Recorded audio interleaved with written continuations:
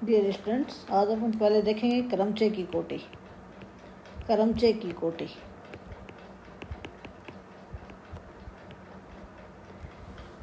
आपको पिछले चैप्टर में आपको बताया था कि ग्रुप जी में अवयव ए की कोटि कितनी होती है। अवयव ए की कोटि की डेफिनेशन आपको बताई थी कि ए आपका न्यूनतम धनात्मक पूर्णांक है। ए आपका जी का कोई अवयव है। एन न्यूनतम धनात्मक पूर्णांक है जिसके लिए ए की पावर एन बराबर ई आ जाता है। ई ग्रुप जी का तत्समक अवयव है, तो एन इस अवयव की कोटि कहलाती है। एन क्या है? न्यूनतम धनात्मक पूर्णांक है। धनात्मक पूर्णांक है और जिसके लिए ए की पावर एन बराबर ई आ गया, तो ये एन है इस अवयव ए की कोटि कहलाती है। ये आपको पिछले चैप्टर ग्रुप वाले में बताया था। तो क्रमचय की कोटि भी वैसे ही डिफाइन है। आपको बताया कि ए आपका परिमित समुच्चय है। इसके सभी क्रमचयों का समुच्चय ऐसे, ये भी क्या होता है? एक ग्रुप होता है। ऐसे आपका क्रमचय गुणन संक्रिया के लिए ग्रुप होता है। और एफ का कोई क्रमचय एफ किसका एलिमेंट्स होता है? एस ए का एलिमेंट्स होता है। ये ग्रुप का अवयव है। तो ग्रुप के अंदर, ग्रुप में अवयव की कोटि की जो परिभाषा थी उसी को अपन देखें तो उसी के अनुसार क्रमचय की कोटि है वो परिभाषित हो गई। एफ ऐसे का एक क्रमचय है और एन आपका न्यूनतम धनात्मक पूर्णांक है जिसके लिए एफ की पावर एन है वो आई क्या चीज़ है? तत्समक क्रमचय। ये आपका तत्समक क्रमचय है और ये तत्समक क्रमचय आई ऐसे में तत्समक अवयव है। तत्समक क्रमचय है, ये आपका तत्समक अवयव है किसमें? ऐसे में क्रमचय गुणन संक्रिया के लिए। तो सेम उसी की तरह ग्रुप की तरह, क्योंकि ऐसे आपका ग्रुप है, यहाँ जी ग्रुप लिया था, इसका अवयव ए लिया, यहाँ आपका क्रमचय एफ नाम दे दिया उसको। एफ आपका ऐसे का अवयव है अर्थात ग्रुप का ही एक अवयव है। ये क्रमचय है, मतलब ग्रुप का ऐसे का अवयव है। और एन न्यूनतम धनात्मक पूर्णांक है जिसके लिए आपके पास है तत्समक क्रमचय आ गया। तो ये एन आपका है, एन क्या वही आपके पास है, एन न्यूनतम धनात्मक पूर्णांक है। जहाँ एन न्यूनतम धनात्मक पूर्णांक है तब एन क्रमचय एफ की कोटि कहलाते हैं।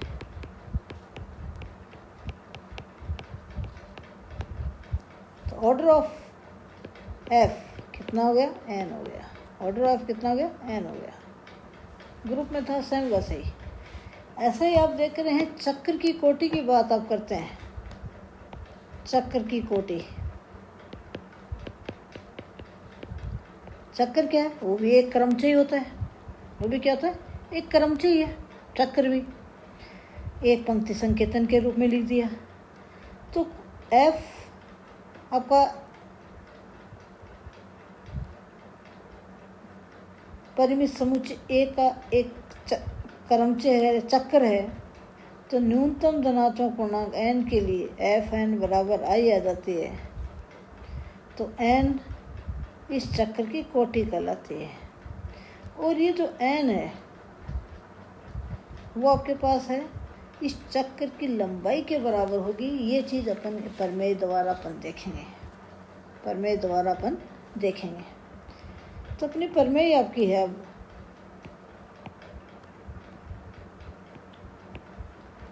प्रमेय है कि आर लंबाई के चक्र की कोटि आर होती है। आर लंबाई के चक्कर की कोटि कितनी होती है? आर होती है। तो अपन मान लेंगे माना एफ, जिसके अंदर अवयव हैं A1, A2 and A1 coma नहीं लगाना है, चक्कर ये क्रमचय में ध्यान रखें। A1, A2 and so on AR आपका आर लंबाई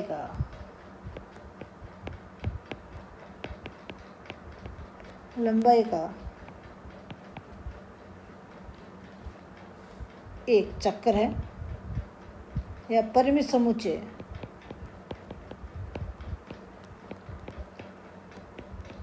समुच्चय ए का एक चक्कर है। परिमित समुच्चय ए का एक चक्कर है।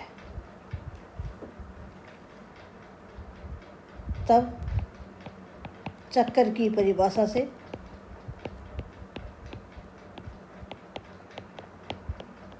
क्या आ जाएगा?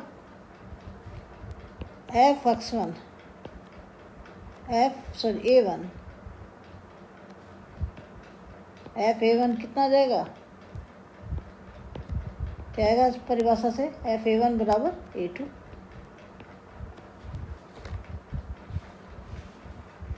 चक्कर की आपकी परिभाषा ही है F(A1) बराबर A2, F(A2) बराबर A3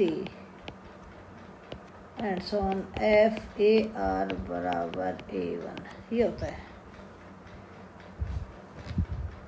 अतः F(A1) बराबर A2 इम्प्लाइज F² बराबर क्या आ जाएगा? F(A2) और F(A2) कितना है? A3 है। इम्प्लाइज F³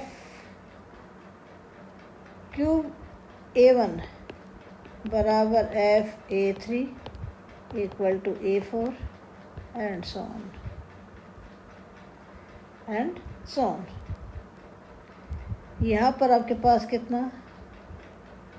इम्प्लाइज F कितना आ जाएगा?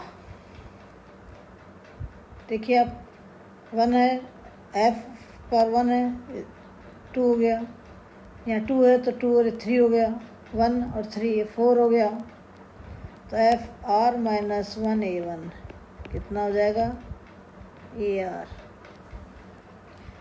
और यहाँ ध्यान रखिए कि देखिए आपके पास यहाँ 1, यहाँ पर कितने हैं? 1 तो ये 2 हो गया। यहाँ पर 1, ये 2 कितना हो गया? 3 हो गया। ये 1 और ये 3 कितना हो गया? ये 4 हो गया। 1 R माइनस 1 कितना हो जाएगा? R हो जाएगा। इम्प्लाइज FR(A1) बराबर FAR बराबर A1। इसी प्रकार आप देखेंगे कि FR(A2) बराबर A2, FR(A3) बराबर A3 and so on. FR(AR) बराबर AR।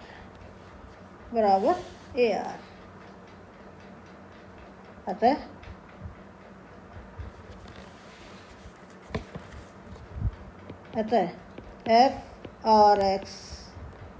FRAI बराबर AI फॉर ऑल I बराबर 1 to कितना R तक। ये आ गया।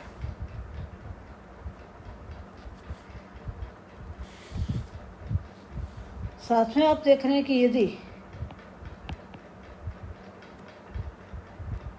x है, ले या a ले लेते हैं अपन x के रूप में करने के लिए, एक a ले लें कि a एलिमेंट्स है a का तथा a डज नॉट एलिमेंट्स है A1 A2 इस समुच्चय का AR का। ये आपका सबसेट है A का। ये किसका सबसेट है? A का। तो ए एलिमेंट्स ए का, ए डज नॉट एलिमेंट्स है, डज नॉट एलिमेंट्स है,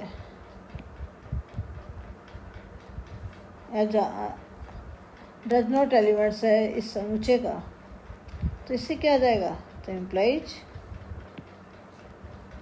क्या आएगा इससे, एफ ए बराबर क्या आएगा, ए, एफ ए बराबर ए इम्प्लाइज एफ आर ए बराबर ए, एफ आर ए बराबर ए। तो इसको जैसे अपन नंबर 1 लगाया, इसको 2 लगा दें, तो first and second implies F R A बराबर A for all A elements of A, for all A elements of A. तो इम्प्लाइज एफ आर बराबर क्या हो जाएगा, तत्समक क्रमचय, जहाँ आर न्यूनतम धनात्मक पूर्णांक है। क्या है, न्यूनतम धनात्मक पूर्णांक है, न्यूनतम धनात्मक पूर्णांक है, तो ऑर्डर ऑफ एफ कितना हो गया, आर हो गया। अतः आर लंबाई के चक्र की कोटि कितनी होती है, आर होती है। तो आर लंबाई के चक्र की कोटि आर होती है। ये आपको याद भी रखना है। कोई भी आपके पास क्वेश्चन आ जाए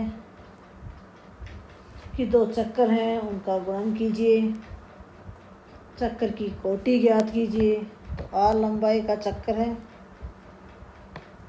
और वो उसकी क्या हो जाएगी, कोटि हो जाएगी।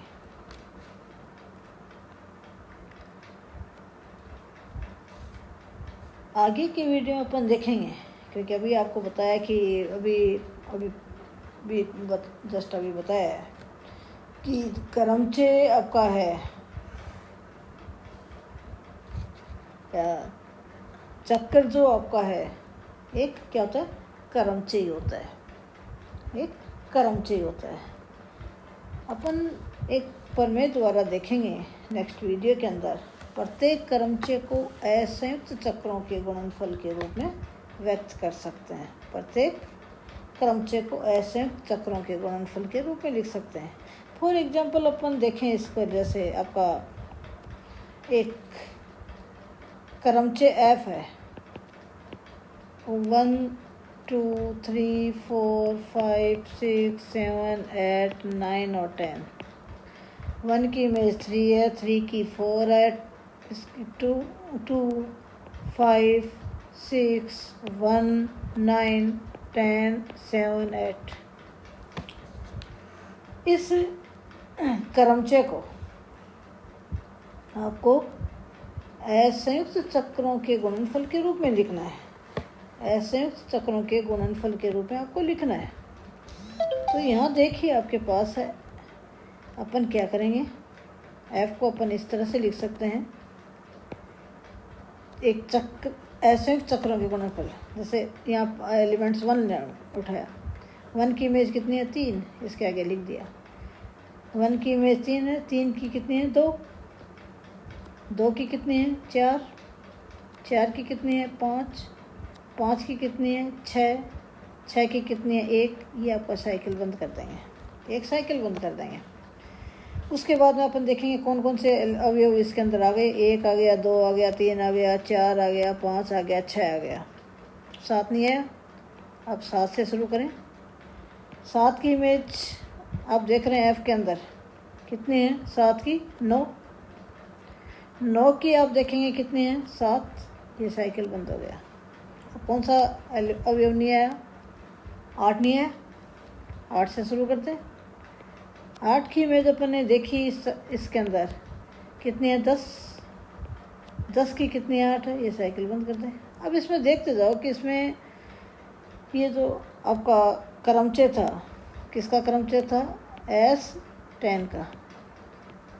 1 से लेकर 10 तक के सभी अवयव आए या नहीं आए, सभी आ गए हैं। तो अपन ये तो क्रमचय आपके पास है, इस क्रमचय को अपन ने असंयुक्त चक्रों के गुणनफल के रूप में लिख दिया है।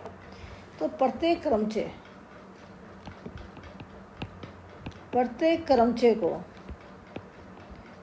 को असंयुक्त चक्रों के गुणनफल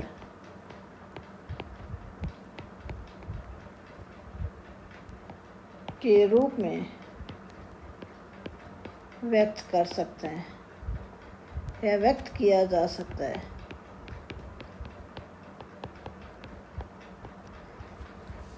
इसी एग्जाम्पल की तरह ही आप प्रमेय का प्रूफ लिख सकते हैं कि अपन ने मान लीजिए कि एक परिमित समुच्चय ए का एक क्रमचय एफ है। अब अपन एक परिमित समुच्चय एफ का एक अवयव A1 लिया और A1 की एफ इमेज देखी। इस तरह से अपन एक चक्कर बना लेंगे। उसके बाद में अपन जैसे एक लिया, एक की इमेज आपके पास एक लिया, एक की इमेज इसमें देखी कितनी है, 3 है, इसके आगे 3 लिख दिया। फिर 3 की इमेज देखी 2 है, इसके आगे 2 लिख दिया। फिर 2 की इमेज देखी कितनी है, 4 है, 4 लिख दिया। फिर 4 की इमेज देखी कितनी है, 5 है, 5 लिख दिया। फिर 5 की इमेज देखी 6 है, 6 लिख दिया। 6 की इमेज देखी 1 है, 1 आ गया इसमें, ये एक चक्कर बन गया, एक चक्कर बन गया। अब अपन ये अवयव आ गए। अब 7 से शुरू कर दें तो 7 की इमेज 9 है, ये 9 लिख दिया। 9 की इमेज 7 है, तो ये एक चक्कर अपना बन गया। अब अपने पास कौन सा अवयव नहीं है, 8 है, नहीं आया। 8 की इमेज 10 है, तो 8 के आगे 10 लिख दिया। 10 की इमेज देखी 9, 8 ये आ गया। तो इस तरह से अपने पास सारे अवयव आ गए हैं इस चक्र के। तो ये आपका एक प्रत्येक क्रमचय को अपन असंयुक्त चक्रों के गुणनफल के रूप में लिख सकते हैं। Thanks students.